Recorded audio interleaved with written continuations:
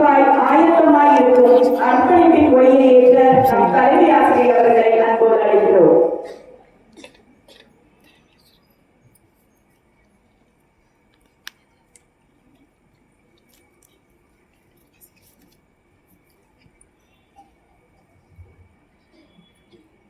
ஒருவரை ஏற்றுக்கொள்வதும் நிராகரிப்பதும் மனம் சார்ந்ததை தவிர எந்த விதத்திலும் அறிவு சார்ந்தது அல்ல. நல்லவற்றில் கெட்டவைகளையும் கெட்டவற்றில் நல்லவைகளையும் தேடும் உலகம்தான் நாம் வாழும் உலகம். அன்னை மரியா நல்லவற்றை கண்டார். நாமும் நல்லவற்றை காண நல்லொழி ஏற்ற ஆசிரியர் திருமதி பவுலி மேரி அவர்களை அன்போடு அழைக்கிறோம்.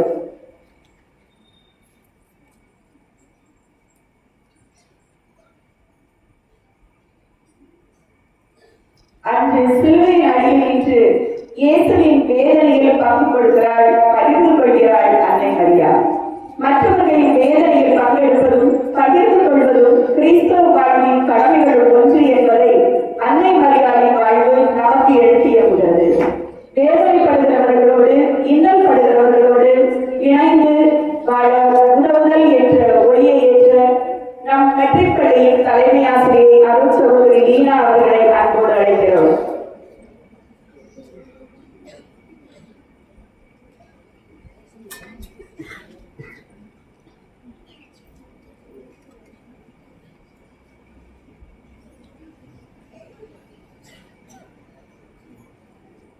நம் வாழ்வில் சரியானவை உண்மையானவை எங்கிருந்து எவரிடமிருந்து வந்தாலும் அதை ஏற்றுக்கொள்ளக்கூடிய மனப்பக்குவமும் உண்மைக்கு புறம்பானவற்றை புறந்தள்ளக்கூடிய துணிச்சல் இருந்தால் முன்னுக்க வேண்டிய அவசியம் இல்லை என்பதை உணர்த்தும் துணிவுக்கான ஒளியை ஏற்ற வருகிறார் மாணவியர் தலைவி ஹரிணி பிரியா.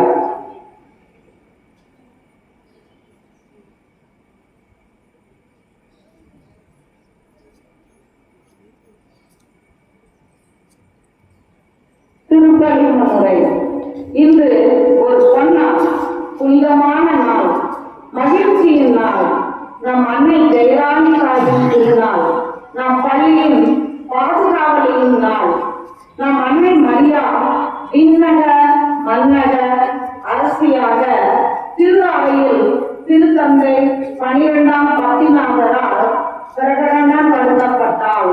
கத்தோலிக்க திரு அவை அன்னை மரியாவின் வணக்கம் பக்தி என்பது கடந்த 21 நூற்றாண்டுகளாக வளர்ந்து வந்துள்ளது. கத்தோலிக்க திரு அவையில் மரியாவின் வணக்கம் இரண்டரை கலந்த ஒன்று. இயேசு கிறிஸ்து தனது தாயாரை நம் அனைவருக்கும் தாயாக இவ்வுலகில் விட்டு சென்றார். பெண்களுக்கு ஆசீர்வதிக்கப்பட்ட தாய், அருள் நிறைந்த பெண்மணி என்று பெண் குலத்திற்கு மட்டுமல்லாது உலகத்தில் உள்ள தாய்மார்களின் பொக்கிஷமாக திகழ்பவர்தான் நம் மரியன்னை. ஒவ்வொரு வருடமும் ஆகஸ்ட் மாதம் 22ஆம் நாளன்று நாம் அன்னை மரியா விண்ணக மன்னக அரசியாக முடிசூட்டப்படும் விழாவை கொண்டாடுகிறோம். அன்னை மரியா ஓர் அரசி மற்றும் தாயாக இருக்கிறாள்.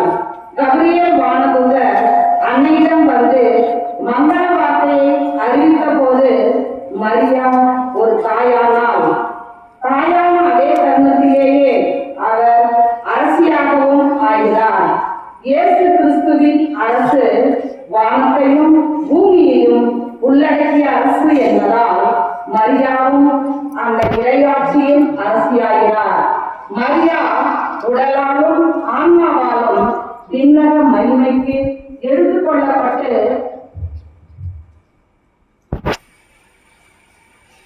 விண்ணக மன்னக அரசியாக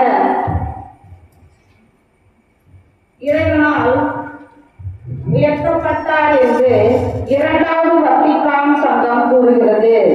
அன்னை மரியாள் இவ்வுலகில் வாழ்ந்தபோது பல வியாகுலங்களை அனுபவித்தார். அந்த துன்பமான வேலையிலும் பிறரன்பு பணியில் ஈடுபட்டார். அவரை பின்பற்றும் நாம் அனைவரும் அவருடைய தாழ்ச்சி, அன்பு ஆகிய நற்குணங்களை பின்பற்றி வாழ்வோம். அவ்வாறு நடப்பதே நாம் மரியாவுக்கு செய்யும் வணக்கமாகும். அன்னை விண்ணகம் மன்னவர் முடிசூட்டு விழா திருப்பலியை குருவுடன் இணைந்து மகிழ்வுடன் கொண்டாடுவோம். நெஞ்சம் இழந்த நன்றியை உரித்தாக்குவோம். திருப்பலியில் பக்தியுடன் பங்கெடுப்போம்.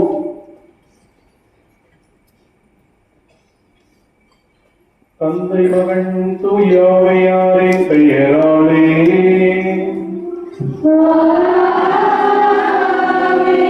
நம் தந்தையாம் கடவுளின் நிபந்தனையற்ற அன்பும் மீட்பராம் இயேசு கிறிஸ்துவின் இறையருளும் வழிநடத்தும் தூயாவியானவரின் இறை வழிகாட்டுதலும் உங்கள் ஒவ்வொருவரோடும் இருப்பதாக.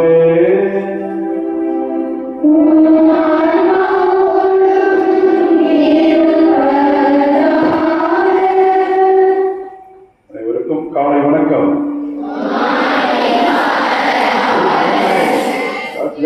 Very good. How are you all? God is good. God is good. ஆள் தெரிஞ்சலா போச்சு பெய்யல பாஸ்போர்ட் சார்ஜுல ஒரு வருஷம் இருக்குல்ல ஒரு பார்த்து ஒரு வருஷம் தான் ஞாபகம் முடியும். சும்மா ரைட்டு தான் பார்க்கலாம். இப்போ ஞாபகம் வருது. God is good. God is good. God is good. Oh, super.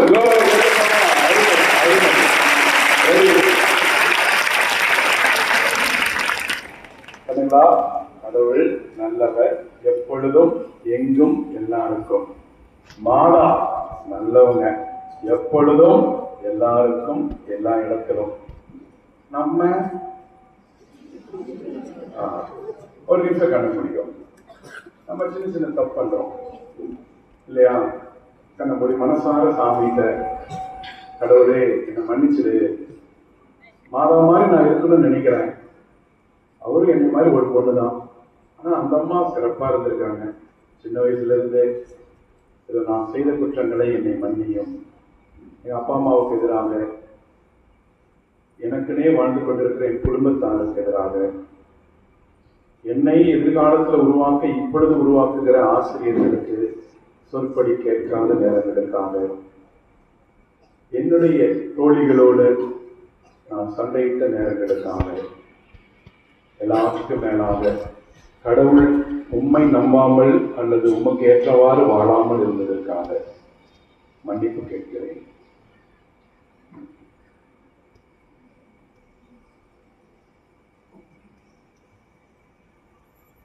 நான் பாடுறத உணர்ந்து பாருங்க. என்னை மன்னியும், என்னை மன்னியும் கடவுளே, என்னை மன்னியும். பாடுவோம். என்னை மன்னியும், என்னை மன்னியும் கடவுளே, என்னை மன்னியும். இப்ப கடவுள் நம்மளை மன்னிப்பாரா? மன்னிப்பு கேட்டுருக்கோம். மன்னிப்பாரா? மன்னிப்பாரா? மன்னிச்சுட்டாரு நம்மள. தேங்க்யூ காட் சொல்லுங்க. Very good. கடவுள்கிட்ட மன்னிப்பு கேட்கறது ஈஸி. பக்கத்துல சண்டை போற ஆளுங்க மன்னிப்பு கேட்கறது கொஞ்சம் கஷ்டம். இந்த மூஞ்சிக்கியா அப்படின்னு இல்ல. சரி, ஆசையா பக்கத்துல இருக்கவங்கள்ட்ட ஒரு 2 பேர்கிட்ட கை கொடுத்து, பக்கத்துல இருக்கவங்க ஃப்ரெண்டா தான் இருப்பாங்க, யார்கிட்ட சண்டை போட்டியோ அவங்க நினைச்சு பக்கத்துல இருக்கவங்கள்ட்ட ஐ எம் சாரி அப்படின்னு 2 பேருக்கு சொல்லுங்க போகலாம்.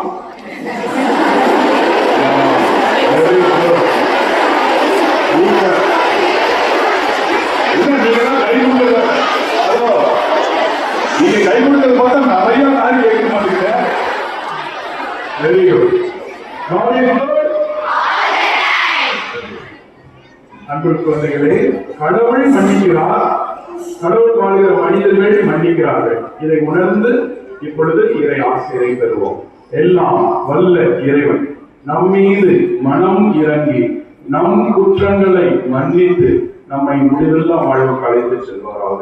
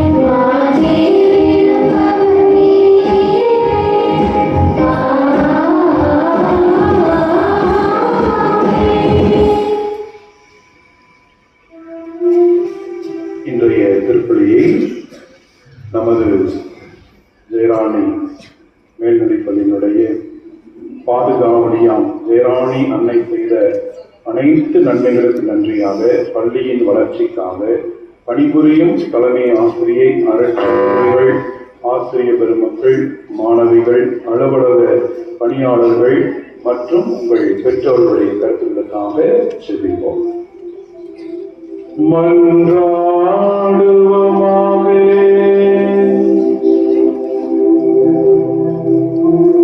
இறைவா, உம்முடைய திருமகனின் அன்னையை எங்கள் அன்னையாகவும் அரசியாகவும் ஏற்படுத்தியுள்ளேன்.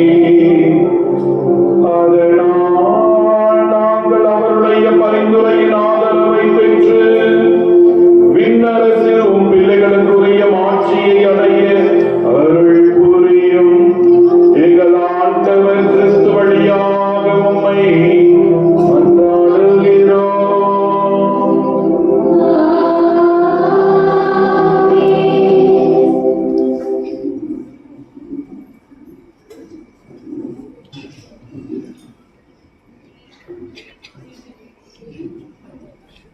தாழ்பணிந்து பண்புகள் அனைத்தும் ஆடவரின் கதிரொலி என அகிலம் முழுவதும் சுடரொளி வீசிட உயிரணுக்கள் உத்வேகம் பெற்றிட நம் வாழ்வை வளமாகும் இறை வார்த்தை வழியில் நடந்திட வாழ்ந்திட வாழ்வித்திட இறை வார்த்தைக்கு நம் வாழ்வையும் திறமைகளையும் உழைப்பையும் தீப தூப மலர் அஞ்சலி செய்து வரவேற்போம்.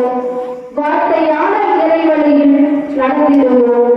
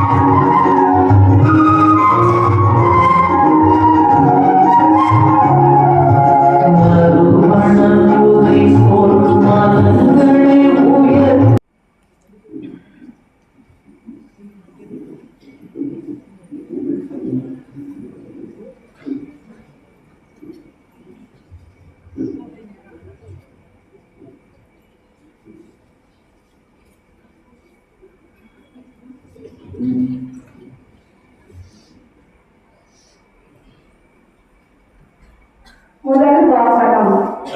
ஓர் ஆண் நமக்கு தரப்பட்டுள்ளார். இறைவாக்கினர் எசாயா நூலிலிருந்து வாசகம். காரிருளில் நடந்து வந்த மக்கள் பேரொளியை கண்டார்கள். சாவின் நிழல் சூழ்ந்துள்ள நாட்டில் குடியிருப்போர்களை சுடர் ஒளி உதித்துள்ளது. ஆண்டவரே, அந்த இனத்தாரை பல்கி பெருகச் செய்தீர். அவர்கள் மகிழ்ச்சியை மிகுதிப்படுத்தினீர். அறுவடை நாளில் மகிழ்ச்சி வருவது போல் உன் திருமண் அவர்கள் அகமகிழ்கிறார்கள். கொள்ளை பொருளை பங்கிடும் போது அக்களிப்பது போல் கை கூறுகிறார்கள். இந்தியா நாட்டுக்கு செய்தது போல அவர்களுக்கு சுமையாக இருந்த நுகத்தை நீர் உடைத்தெறிந்தீர். அவர்கள் தோலை புண்ணாக்கிய கையை தகர்த்து போட்டீர். அவர்களை ஒடுக்குவோரின் ஒடுங்கோலை ஒளித்தெறிந்தீர். ஏனெனில் ஒரு குழந்தை நமக்கு பிறந்துள்ளார், ஓர் ஆண் மகவு நமக்கு தரப்பட்டுள்ளார். ஆட்சி பொறுப்பு அவர் தோள் மேல் இருக்கும். அவர் திருப்பெயரை வியத்தகு ஆலோசகர், வலிமைமிகு இறைவன், என்றுமுள்ள தந்தை, அமைதியின் அரசர் என்று அழைக்கப்படும். அவரது ஆட்சியின் உயர்வுக்கு அமைதி நிலவும். அவரது அரசின் வளர்ச்சிக்கு முடிவு இராது. தாவீதின் அரியணையில் அமர்ந்து தாவீதின் அரசை நிலைநாட்டுவார். இன்று முதல் என்றென்றும் நீதியோடும் நேர்மையோடும் ஆட்சி புரிந்து அதை நிலைபெயராது உறுதிப்படுத்துவார். படைகளின் ஆண்டவரது பேராகவும் இதை செய்து நிறைவேற்றும். ஆண்டவர் வழங்கும் அருள்வாக்கு. ஆண்டவரின்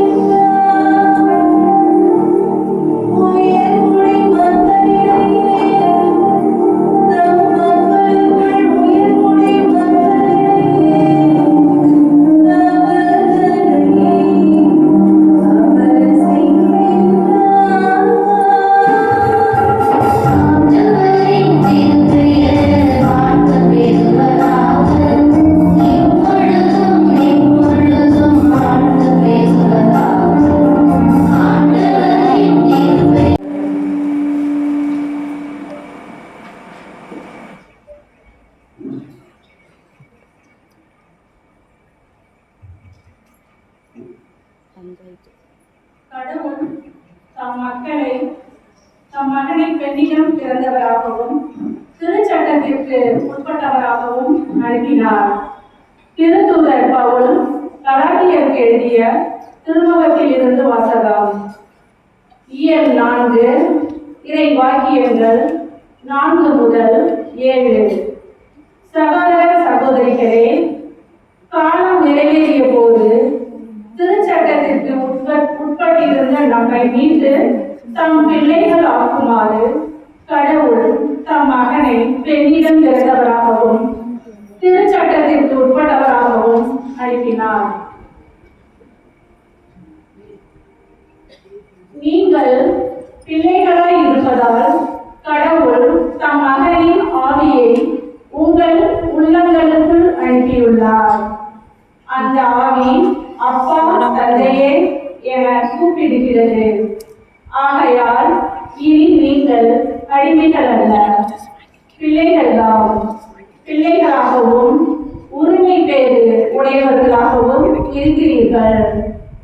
இது கடவுளின் செயலே. ஆண்டவரின் அருள்வாக்கு.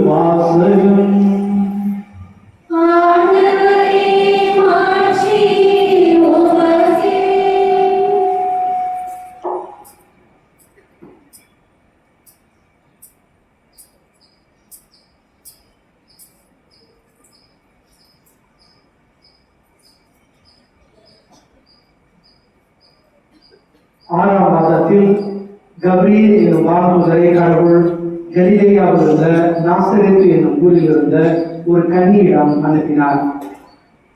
அவர் தாவீது குடும்பத்தினராகிய யோசேப்பு என்னும் பெயருடைய ஒருவருக்கு மன ஒப்பந்தமானவர். அவர் பெயர் மரியா. வானதூதர் மரியாவுக்கு தோன்றி, அருள் நிறைந்த வழியே வாழ்க, ஆண்டவர் உம்மோடு இருக்கிறார் என்றார். இவ்வார்த்தைகளை கேட்டு அவர் கலங்கி, இந்த வாழ்த்து எத்தகையதோ என்று எண்ணிக்கொண்டிருந்தார். வானதூதர் அவரை பார்த்து, மரியா, அஞ்ச வேண்டாம், கடவுளின் அருளை கண்டடைந்துள்ளீர். இதோ கருவுற்று ஒரு மகனை பெறுவீர், அவருக்கு இயேசு என்னும் பெயரிடுவீர். அவர் பெரியவராயிருப்பார், உன்னத கடவுளின் மகன் எனப்படுவார். அவருடைய தந்தை தாவீதின் அரியணையை ஆண்டவராகிய கடவுள் அவருக்கு அளிப்பார். அவர் யாக்கோபின் குடும்பத்தின் மீது என்றென்றும் ஆட்சி செலுத்துவார். அவருடைய ஆட்சிக்கு முடிவே இராது என்றார். அதற்கு மரியா வானதூதரிடம், இது எப்படி நிகழும், நான் கன்னியாயிற்றே என்றார். வானதூதர் அவரிடம், தூய ஆவி உன் மீது வரும், உன்னத கடவுளின் வல்லமை உன்மேல் நிழலிடும். ஆதலால் உம்மிடம் பிறக்க போகும் குழந்தை தூயது, அக்குழந்தை இறைமகன் எனப்படும். உன் உறவினராகிய எலிசபெத்தும் தம் முதிர்ந்த வயதில் ஒரு மகனை கருத்தரித்திருக்கிறார். கருவுரை இயலாதவர் என்று சொல்லப்பட்ட அவருக்கு இது 6ஆம் மாதம், ஏனெனில் கடவுளால் இயலாதது ஒன்றுமில்லை என்றார். பின்னர் மரியா, நான் ஆண்டவரின் அடிமை, உன் சொற்படியே எனக்கு நிகழட்டும் என்றார். அப்பொழுது வானதூதர் அவரை விட்டு அகன்றார். ஆண்டவரின் அருள்வாக்கு.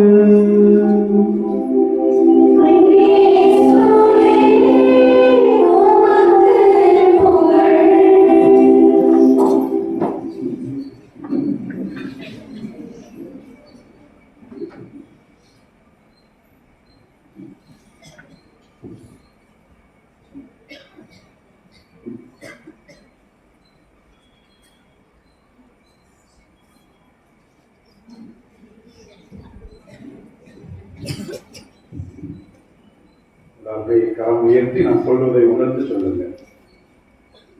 தந்தையை போற்றி, இயேசுவை போற்றி, ஆவியானவரை போற்றி,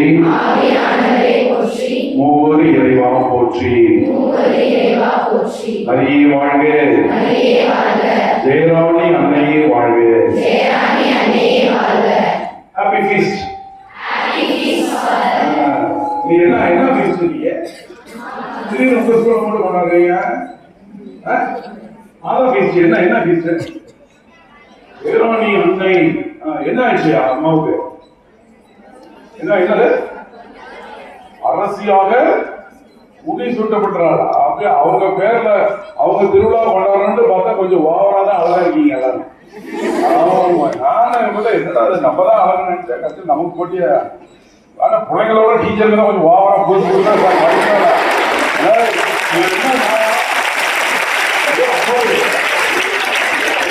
கையில் இருக்கு. அவங்க நல்லா இருக்காங்க. எங்களுக்கும் கலர் ட்ரெஸ் கொடுக்க இருக்கா?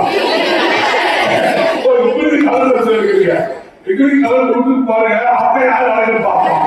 அப்படியா? Very good. சிஸ்டர் ஸ்கூல்ல படிக்கிறீங்க. சிஸ்டர் ஏதாவது புது பட்டு பாயா போடுறாங்க, யூனிஃபார்ம் தானே, அது மாதிரி நீங்க யூனிஃபார்ம் இருக்கீங்க. அப்படி ஓகேயா? யூனிஃபார்ம் புரியல, யூனிஃபார்ம் தான் அழகு. பெரிய அழகு, பெரிய பட்டு போட இந்த யூனிஃபார்ம் அழகு வேற அழகு இருக்கா? அவங்க கூட கைது போடலாம்.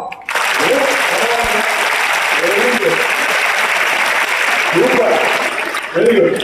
சரி, இந்த இடத்துலயே இந்த கேம்பஸ்லயே யார் ஆடுது? முடிவோட இருக்கீங்க.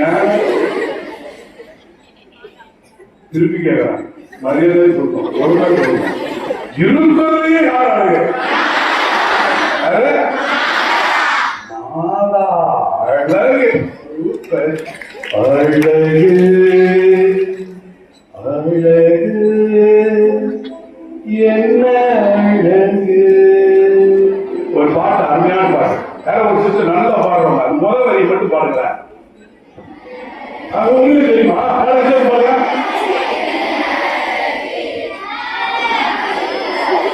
அது எல்லாம் மாற்றி மாற்றி ஆரம்பிச்சிட்டீங்க.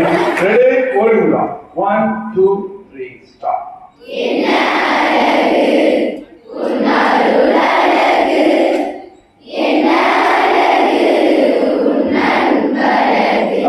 முடிஞ்சு போச்சு ஆன்சர். இப்ப அழகு மூஞ்சில இல்ல, யூனிஃபார்ம்ல இல்ல, பட்டு சேலையில இல்ல, எதுல இருக்கு? ரெண்டுல இருக்கு. அன்புல இருக்கு, அருள்ல இருக்கு. சூப்பர்.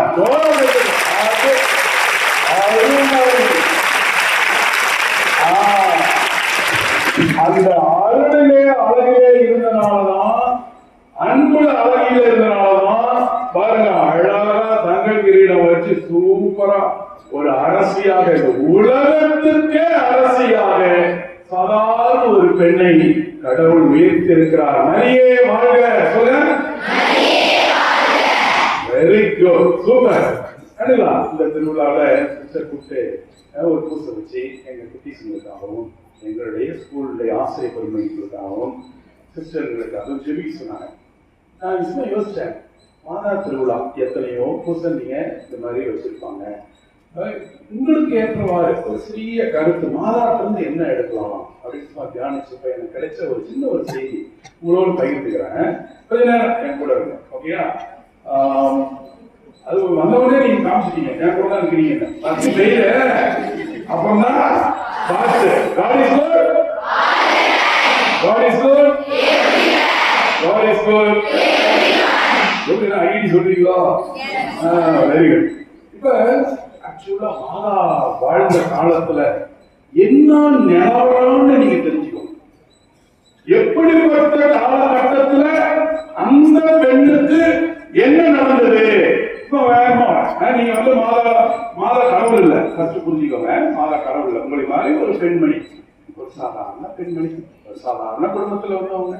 ஓகே, அப்படிப்பட்டவங்கள கடவுள் சிறந்த, உலகத்திலேயே பெண்களுக்கெல்லாம் சிறந்தவர் அப்படின்ட்டு ஒரு அற்புதமான புனித நிலைக்கு உயர்த்துகிறார். எப்படி அவங்க உயர்த்தினாங்க, என்னதான் நடந்துச்சு அப்படிங்கிறது சும்மா வேகமா கண்டுபிடிக்கலாமே. மாதா வாழ்ந்த காலத்துல பெண்களுடைய நிலவரமே வேற. பெண்களை சமுதாயம் ஒதுக்கி வைத்து 3 விதமான ஒதுக்குதல். ஃபர்ஸ்ட், குடும்பத்துல ஒதுக்கி வைக்கிறாங்க. குடும்பத்துல பெண் என்பது சும்மா ஒரு பொருள் மாதிரி, ஒரு தேவைக்கு. மெயினா என்ன தேவைக்கு? குழந்தையை பெற்றெடுக்கிறதுக்கு தான் பெண். கட்டின கொண்டாடி குழந்தை பெற்றெடுக்கிறதுக்கு வாய்ப்பு இல்லைன்னா இன்னொரு பொண்ணு கிடைக்கும். எப்படி ஏதோ ஒன்று குழந்தை வேணும் எனக்கு அப்படிங்கிற அளவுக்கு ஒரு சூழ்நிலை குடும்பத்துல பாத்தீங்கன்னா, ஒன்று ஒரு பொருள் போல, அல்லது தங்களுடைய இன்பத்துக்காக, அல்லது தங்களுடைய ஆண்களுக்கான இறைவுக்காக, இப்படிங்கிற மாதிரி ஒரு சூழ்நிலை இருந்துச்சு. அதையும் தாண்டி எந்த அளவுக்கு ஆணாதிக்கம் இருந்துச்சுன்னா, அப்படியே பெண்கள் நம்ம குழந்தை பிறக்காது, சரி குழந்தையே வந்துச்சு, அந்த பெண் வழியா தான் குழந்தையே பிறக்கிறது. அப்ப அந்த தாய்க்கு அந்த குழந்தைக்கு என்ன பேர் வைக்கணும் கூட என்ன இல்ல, உரிமை இல்ல. பாப்பா உன் பேர் என்ன? கிருஷ்ணா. கிருஷ்ணாங்கிற பேரை உங்க அப்பா வச்சாரா உங்க அம்மா வச்சாரா? அது வேற சொல்லுங்க, அப்பா தான் வச்சாரு, எங்க அம்மா வச்சாங்க அப்படின்னு.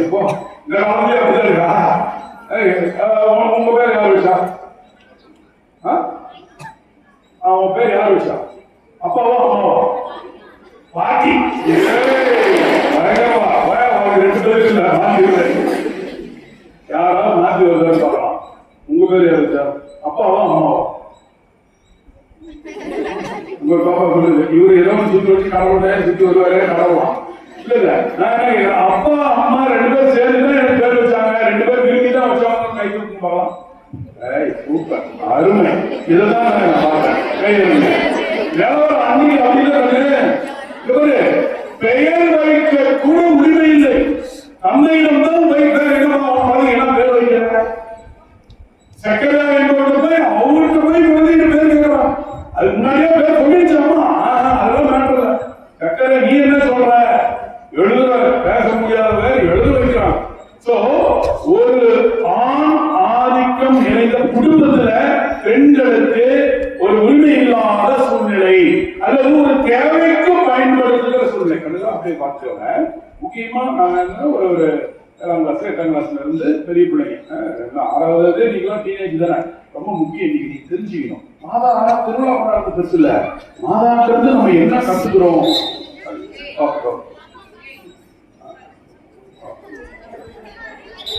ஓகேவா? ஓகே ஓகே, இங்க பாருங்க. Hello, hi, very good. இப்ப நம்ம மாதா அப்படிப்பட்ட ஒரு சூழ்நிலையில மாதா இன்னொரு சூழ்நிலை நடக்குது. குடும்பத்துலதான் இப்படி இருக்கு அப்படின்னா சமுதாயத்துல எப்படிப்பட்ட நிலவரம் தெரியுமா? சமுதாயத்துல பாத்தீங்கன்னு வச்சுக்கோங்க, ஆண் தவறு செய்யலாம், ஆனால் பெண் தவறு செய்யக்கூடாது அப்படிங்கிற மாதிரி. அதுக்கு அடிப்படையில் ஒரு எளிமையான ஒரே வார்த்தை சொன்னா, எல்லாரும் நீங்க சின்ன பிள்ளைங்க தான், நீங்க கற்று தெரிஞ்சுக்கலாம். இன்னைக்கெல்லாம் வந்துட்டு நீங்க விவரமா வளரணுங்கிறதுக்காக சொல்றோம். அந்த காலத்துல வந்துட்டு இன்னைக்கு இருக்கு விபச்சாரம் என்ற தொழில் அப்படின்னு வச்சுக்கோங்க. இப்ப பெண் தவறு செஞ்ச விபச்சாரி அப்படிம்பாங்க. ஆனா ஒரு பொண்ணு தப்பு செய்யணும், ஆண் தப்பு செய்ய முடியாது, பொண்ணு தப்பு செய்யும்.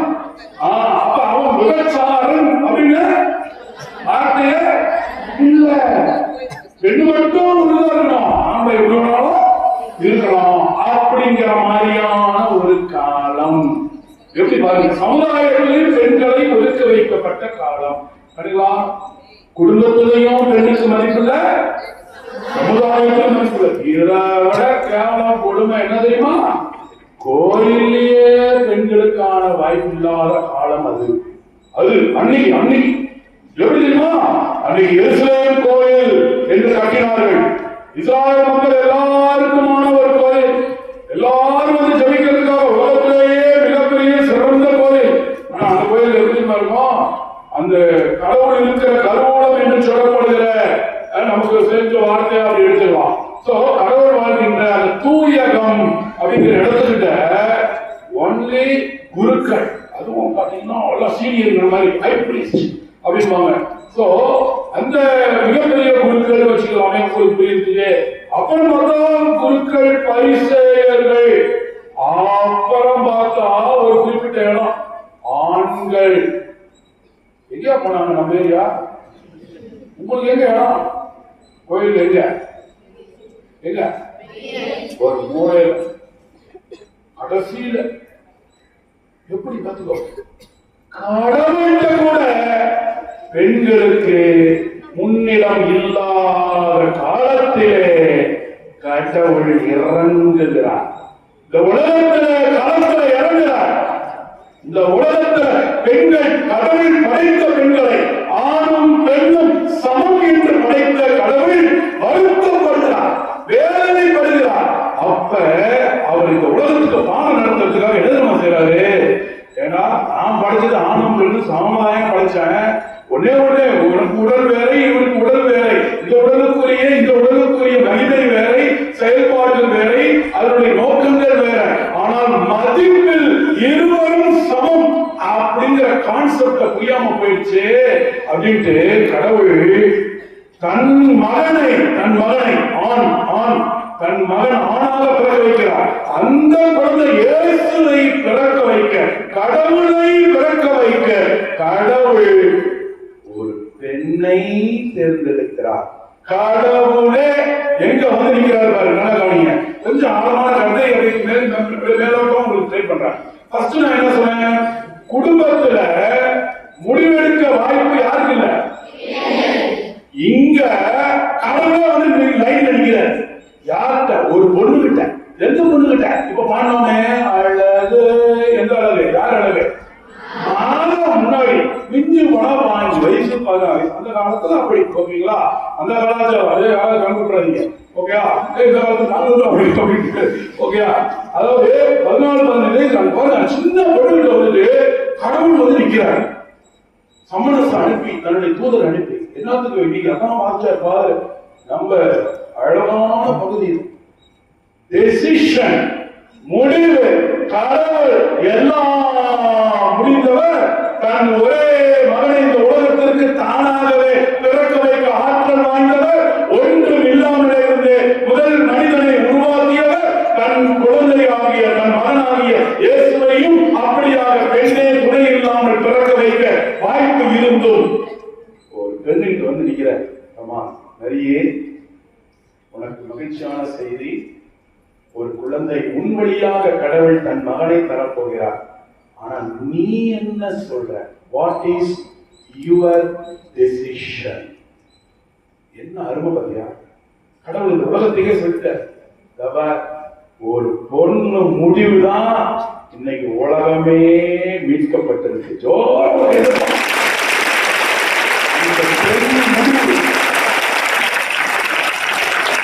ஹலோ, பெண் குழந்தைகளாகிய நீங்கள் முடிவெடுக்க ஞானம் உள்ளவர்களாக இருக்கணும். சின்ன வயசுல இருந்தே ரொம்ப ரொம்ப முக்கியம்.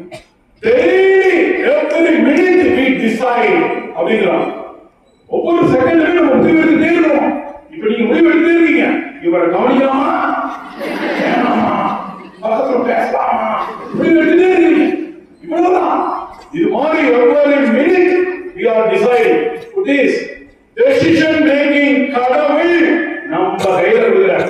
அதுவும் பெண்கள் முடிவெடுக்கவே வக்கற்றவர்கள் என்று ஒதுக்கி வைக்கப்பட்ட காலத்திலே மரியா என்ற பெண்ணுக்கு வாய்ப்பு தருகிறார். அந்த பொண்ணு மட்டும் அந்த நேரத்துல கொஞ்சம் சொதப்பி இருந்துச்சுன்னு வச்சுக்கோ, நீ உலகமே ஆசீர்வாதத்தை இழந்திருக்கும்.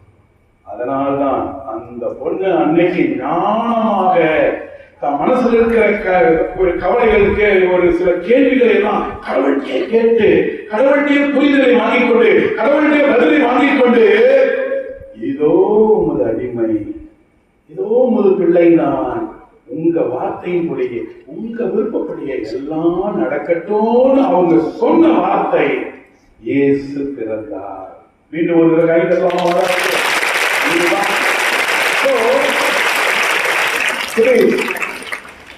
தயவுசெய்து அன்பா பாசமா கேட்டுக்கிறாங்க. முக்கியமா 10th 11th 12th முடிவெடுக்கிற வயது. இந்த நேரத்துல பல விஷயம் நீங்க முடிவெடுப்பீங்க. படிக்கலாமா, படிக்கூடாதா, நல்லா படிக்கலாமா, இல்ல சோம்பேறிய தூங்கலாமா, அப்பா அம்மா கீழ்படியலாமா, வேணாமா, சயின்ஸ் டீச்சர் கிளாஸ் எடுக்கிறத கவனிக்கலாமா, மேத்ஸ் டீச்சர் கிளாஸ் எடுக்கிறத கவனிக்கலாமா, எல்லாம் உன் கையில மாறிச்சு.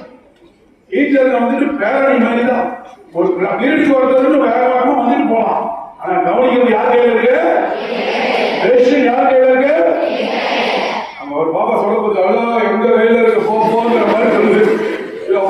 இதுதான் இந்த முடிவெடுத்தை இந்த ஞான பெண் சரியான ஞானத்தோடு முடிவெடுத்த மாதிரி கணிதா நல்ல முடிவெடுங்க.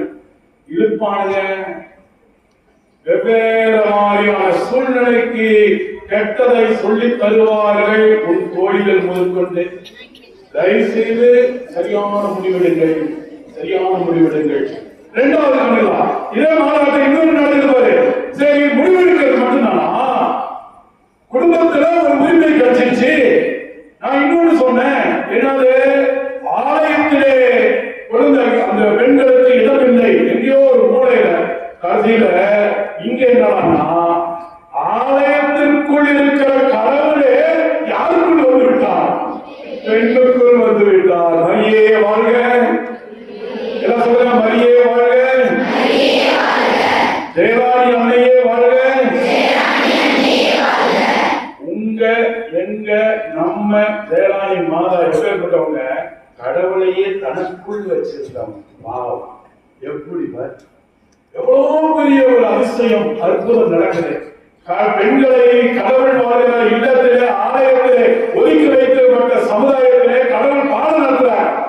என் பேரால நீ அவங்களை ஒதுக்கி வைக்கிறியா? இதோ கடவுள் நானே ஒரு பெண்ணுக்குள்ளே நான் வருகிறேன், பெண்ணிடமே வருகிறேன், பெண் வயிற்றுக்குள்ளே வருகிறேன், அதுவும் ஆண் துணை இல்லாமல். எப்பேற்பட்ட ஒரு விஷயம் கடவுள் செஞ்சிருக்காரு தெரியுமா? அப்பா, அடுத்தது குடும்பத்துக்குள்ளே உரிமை இல்லாதவர்களுக்கு குடும்பத்திற்கு பாடம் நடத்திய கடவுள், குழந்தையை பெற்றெடுக்க முடிவெடுக்க வாய்ப்பு கொடுத்த கடவுள், ஆலயத்திலே பெண்ணுக்கு வாய்ப்பு இல்லாத இடத்திலே இதோ நீதான் கடவுள் வாழும் ஆலயம் என்று பெண்ணையே தேர்ந்தெடுத்த கடவுள், சமுதாயத்திலே பெண் என்றாலே ஒரு போதகர் பக்கத்துல கூட போய் நிற்க முடியாது, போதகர் சொல்றதை கேட்கறதுக்கு கூட தள்ளி நிற்கணும். அப்படிப்பட்ட ஒரு சூழ்நிலையிலே பெண்கள் மட்டும்தான் தவறு செய்கிறார்கள் என்று சொல்லப்பட்ட இடத்திலே பெண்களை இந்த சமுதாயத்திலே மதிக்கப்பட வேண்டும் என்பதற்காக கடவுள் தேர்ந்தெடுத்த ஒரு மிகப்பெரிய ஒரு அடையாள குறி நம்முடைய அன்னை மரியா. அன்பு பிள்ளைகளே, சமுதாயத்தில் எந்த அளவுக்கு ஆச்சு தெரியுமா? மாதா ஆசையா ஒரு கல்யாணத்துக்கு போனா கல்யாணத்துல எல்லாரும் ஆண்கள் ஜாலியா இருக்கிற ஒரு சூழ்நிலை, பணியாற்ற வேண்டிய பெண்கள். இப்படிப்பட்ட நேரத்துல அவங்க ஒரு மிகப்பெரிய இழப்பு நடக்கிறது, ஒரு சூழ்நிலை நடக்கிறது. அங்க திராட்சை ரசமே தீர்ந்து போகிறது, சாப்பாடு தீர்ந்து போகுது. அப்ப எப்பயுமே ஆண்கள் தான் முடிவெடுக்க வேண்டிய சூழ்நிலையில சமுதாயத்தில் ஆண்கள் தான் எல்லாம் செய்ய முடியும். ஏதாவது ஒரு பொறுப்பு தரணுமா, ஆம்பளைங்க கொடுப்பா, அவங்க தான் சமுதாயத்தில் எங்கெல்லாம் போவாங்க வருவாங்க, அவங்க தான் எதுக்குமே கரெக்டானவங்க. அப்படிங்கிற காலத்துல பெண்மணி வந்து தன் மகன் இயேசுவிடம் பரிந்து பேசி அந்த குடும்பம் மட்டுமல்ல அந்த சமுதாயத்துக்கே நடக்கின்ற ஒரு துன்பத்தை அல்லது கஷ்டத்தை, ஒரு தேவையை நிறைவேற்ற கருவியாக மாறுகிறார். அன்னைக்கு அந்த சமுதாயத்துக்கு ஒரு விழிப்புணர்வு. ஒரு பெண் சொன்னா கடவுளே கீழ்ப்படிவார். ஜோரம் கேட்கலாம்.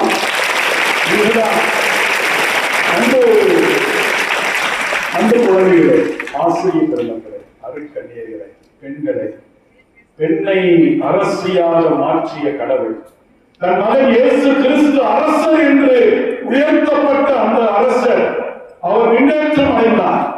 கொஞ்ச நாளைக்கு முன்னாடி தான், ஒரு 3 மாதத்துக்கு முன்னாடி தான் விண்ணேற்பு என்று நாம் இயேசு இறந்து உயிர்ந்து விண்ணேற்றம், அவர் விண்ணேறினார், அவரால் விண்ணேறினார். அப்பேற்பட்ட விண்ணேற்றம் முடிந்த 2 மாதத்திலே இதோ தன் தாயை விண் ஏற்கின்றார். விண்ணகத்துக்கு ஏற்றம் என்று ஏற்றுக்கொள்ளப்படுகிற நிகழ்ச்சி நடக்கிறது. இந்த உலகத்துக்கு பெண்களுக்கெல்லாம் ஒரு மகிமையை, ஆட்சியை, பெண்களுடைய பொறுப்புணர்வை, பெண்களுடைய கடமையை, பெண்களுடைய மகத்துவத்தை உணர்த்த கடவுள் தேர்ந்தெடுத்த தன் தாய். அந்த பெண்மணி கடவுளுக்கு ஏற்ற மாதிரி வாழ்ந்தனால கடவுள் ஆசீர்வாதம் கொடுக்கிறார், விண்ணகத்துக்கு எடுக்கிறார். விண்ணகத்துக்கு எடுத்த கடவுள் என்ன செய்யறாரு பாருங்க. விண்ணேற்பு நடந்த 7வது நாள் இன்னைக்கு அரசியாக, உலகத்தின் அரசியாக அந்த மாதாவுக்கு முடி சூட்டுகின்றார். குழந்தைகளே, இந்த மணி மகுடம், இந்த அரசிக்கு சூட்டப்பட்ட கிரீடம் இன்னைக்கு உங்க ஒவ்வொரு தலையிலும் கடவுள் சூட்டுகின்றார். கடவுள் சூட்டுகிறார் என்று நீ நம்பு. நீதான் இன்று அரசி. ஒவ்வொரு பெண்மணியும் அரசி, மாதாவை போல அரசி, குடும்பத்திலே பொறுப்புள்ள பெண்ணாக வாழ அரசி, சமுதாயத்திலே அக்கறை உள்ள பெண்மணியாக வாழ அரசி, ஆலயத்திலே சோகால் கடவுள் நம்பிக்கையாளர்கள் மத்தியிலே நீ ஒரு அரசி. பெண்களே, ஒதுங்காதீர்கள். இந்த பெண்மணி எப்படி நாம் அரசியாக கொண்டாடுகிறோமோ, இன்றைய நாள் உங்களுக்கு ஒரு ஆசீர்வாதம். அருட்கன்னியர்களே, நீங்கள் செய்கிற பணி மிகப்பெரியது. அரசிக்குரிய பணியை செய்கிறீர்கள். உங்கள் வழியாக, இந்த பிள்ளைகள் வழியாக. ஃபாதர் சொன்னாரு, நம்ம ஃபாதரு ஆப்பிரிக்கன் மிஷன் ஃபாதர் வந்திருக்காரு இல்லையா, அவர் பிறந்து வளர்ந்ததுலாம் இந்த ஊர் தான். அவங்க அம்மா நம்ம ஸ்கூல்ல படிச்சாங்க. ஃபாதருக்கும் அவங்க அம்மாவுக்கு ஜோர ஒரு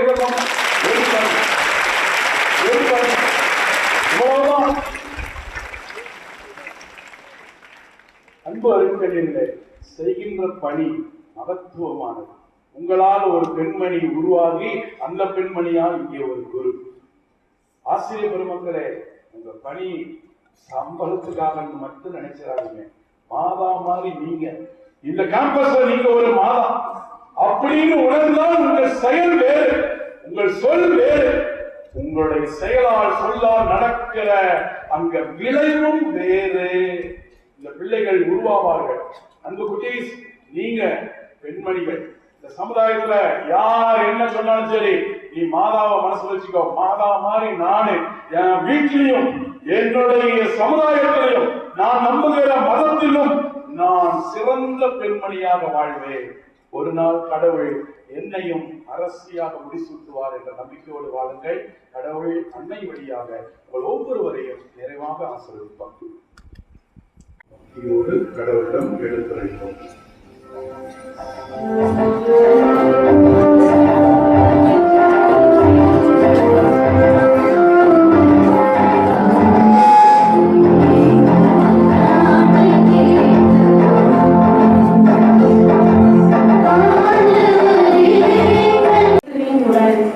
எங்கும் எல்லாவற்றையும் நிரப்புகின்ற அவரால் இச்சபை நிறைவு பெறுகின்றது. நல்ல ஆயனாகிய ஆண்டவரே, உலகம் திரு அவையை வழிநடத்தி செல்லும் திருத்தந்தை 14ஆம் லியோ ஆயர்கள், குருக்கள், கன்னியர்கள் அனைவருக்காகவும் மன்றாடுகின்றோம். அவர்கள் உம் வழியை பின்பற்றி சமாதானத்தின் தூதர்களாகவும் நற்செய்தியை அறிவிப்பவர்களாகவும் அன்பின் வழியிலே நீரின் பாதையில் நடந்து மக்கள் அனைவரையும் விண்ணகத்தில் சேர்க்கும் இறைப்பணியில் திறம்பட செயலாற்ற வேண்டிய நல்ல உடல் உள்ள ஆன்ம நலன்களையும் ஞானத்தையும் அபரிமிதமாய் அளிக்க இறைவா உன்னை மன்றாடுகிறோம். இறைப்பற்றும் கண்ணியமும் நிறைந்தவர்கள் அமைதியோடு வாழ அரசர்களுக்காகவும் உயர்நிலையில் உள்ள எல்லா மனிதர்களுக்காகவும் மன்றாடுங்கள். அன்பு இறைவா, எங்கள் நாட்டின் பிரதமர், மத்திய அமைச்சர்கள், முதலமைச்சர், மாநில அமைச்சர்கள் மற்றும் அரசு உள் அதிகாரிகள் எல்லோருக்காகவும் மன்றாடுகிறோம். அவர்கள் நாட்டில் உள்ள மக்கள் மேல் அக்கறை கொண்டு அவர்களுக்கு நலமளிக்கும் திட்டங்களையே செயல்படுத்தவும், வரம் தர வேண்டும் என்று இறைவா உம்மை மன்றாடுகிறோம்.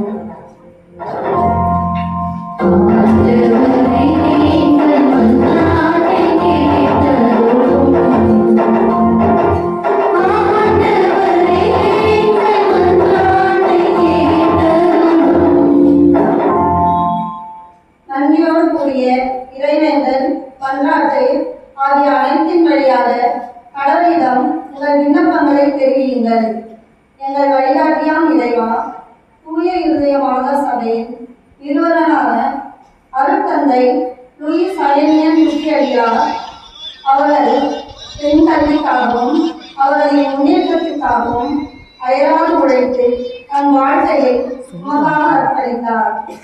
தந்தைக்கு விரைவில் அருளாளர் ஞானத்தின் உரைகளுமே இறைவா, அரசு தேர்வுக்காக தயாராகி கொண்டிருக்கும் எங்களது 10 மற்றும் 12ஆம் வகுப்பு மாணவியர்களை உம்பதம் சமர்க்கின்றோம். அவர்கள் எழுதவிருக்கும் பொதுத் தேர்வில் அதிக மதிப்பெண்களுடன் அனைத்து மாணவிகளும் தேர்ச்சி அடையவும் இப்பல்வியில் கற்ற நற்பண்புகளை பின்பற்றி வாழ்வில் சிறந்து விளங்க வேண்டியும் இறைவா உம்மை மன்றாடுகிறோம்.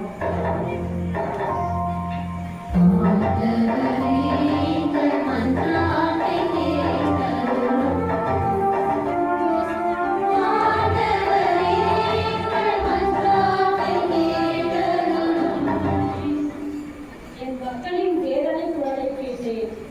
உலக நாட்டின் தலைவர்களை வாதம் சமர்ப்பிக்கின்றோம். நாட்டில் வரும் அனைத்து தலைவர்களும் சுயநலம் மறந்து பிறநலம் பேரும் தலைவர்களாக மாறிடவும், போரினால் பாதிக்கப்பட்டிருக்கும் உக்ரைன் மற்றும் காசா நாட்டில் உள்ள மக்களின் நலன்மை அக்கறை கொண்டு விரைவில் அந்நாடுகளில் அமைதியான சூழல் உருவாக வேண்டிய முயற்சிகளை உலக நாட்டு தலைவர்கள் மேற்கொள்ள வேண்டிய வரம் தர வேண்டும் என்று இறைவா உம்மை மன்றாடுகிறோம்.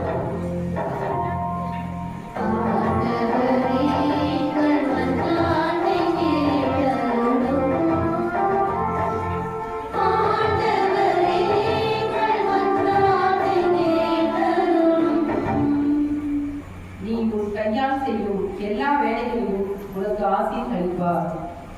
உன் தெய்வீக கரத்தினால் எங்களை ஆசீர்வதிக்கும் இறைவா, பள்ளியின் பாதுகாவலியான ஜெயராணி அன்னையின் விழாவினை சிறப்பிக்கும் இந்நாளில் எம் பள்ளியின் தலைமை ஆசிரியை, அருள் சகோதரிகள், ஆசிரியர் பெருமக்கள், ஓய்வு பெற்ற ஆசிரியர்கள், அலுவலக பணியாளர்கள், மாணவிகள், அவர்களின் குடும்பத்தினர் அனைவரையும் உட்பார்த்து சமர்ப்பிக்கின்றோம். அனைவருக்கும் நல்ல உடல் உள்ள சுகத்தினை கொடுத்து பாதுகாப்புடன் வழிநடத்த வேண்டியும் செய்யும் அனைத்து வேலைகளையும் ஆசீர்வதித்திட வேண்டியும் ஜெயராணி அன்னையின் வழியாக இறைவா உம்மை மன்றாடுகின்றோம்.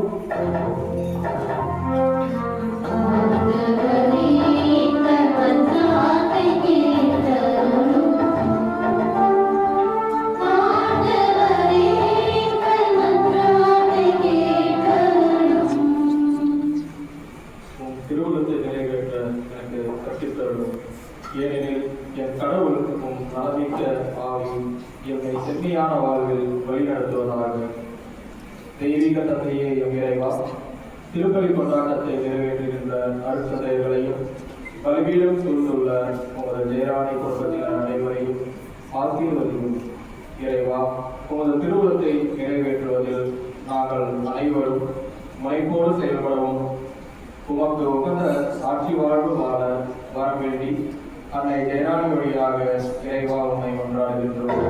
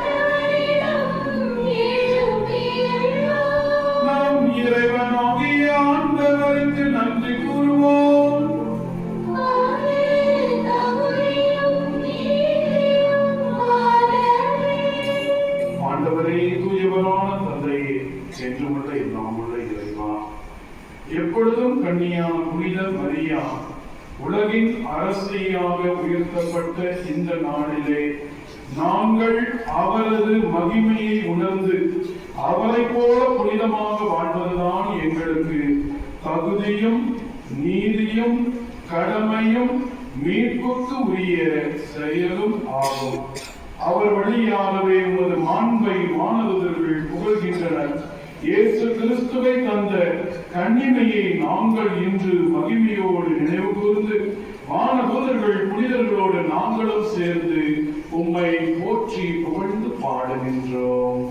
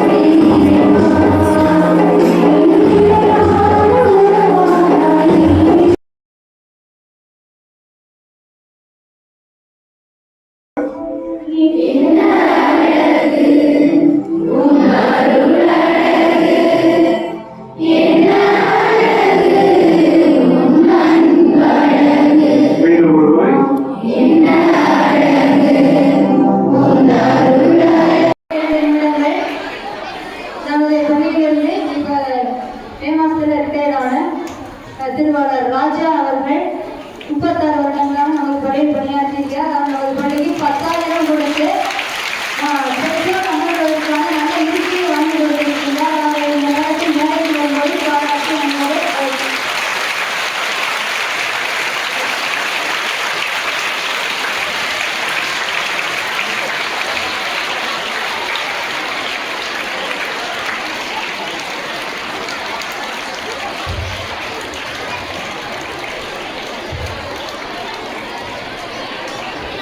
அண்ணா இன்னைக்கு இல்லாததுனால கொஞ்சம் மைக்கெல்லாம் தகராறு பண்ணி வச்சிருக்காங்க.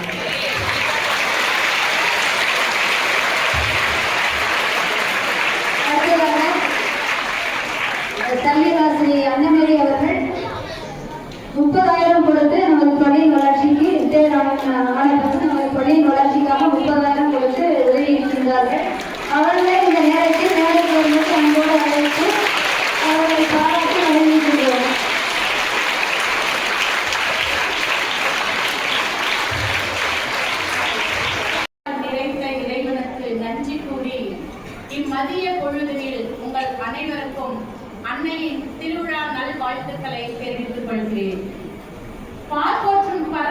இயேசுவை பெற்றவர், வான் போற்றும் அருள் நிறைந்தவர், இறைவனின் தாய், இம்மண்ணுலக மாந்தர்களின் மாதரசி. நம் ஜெயராணி அன்னையின் திருவிழா திருப்பலியை நிறைவேற்றிட தலைமையேற்று அருள் பணி ஜெய் பெர்னார்ட் ஜோசப் தந்தையை பற்றி கூற வேண்டும் என்றால், எளிமையின் இலக்கணம், இயேசுவின் அன்பு பிள்ளை, எப்பொழுதும் நமக்கு நண்பராய் இருப்பவர், ஆன்மீக செறிவு, திறம்பட தம் கருத்துக்களை ஆழமாக எடுத்துச் சொல்பவர், இன்று நம்மிடையே வந்து நமக்காக சிறப்பான ஒரு இறைப்பணியை நிறைவேற்றி இறை ஆசிரை திருவிழா பரிசாக பெற்று தந்த தந்தைக்கு நன்றிகள் பல.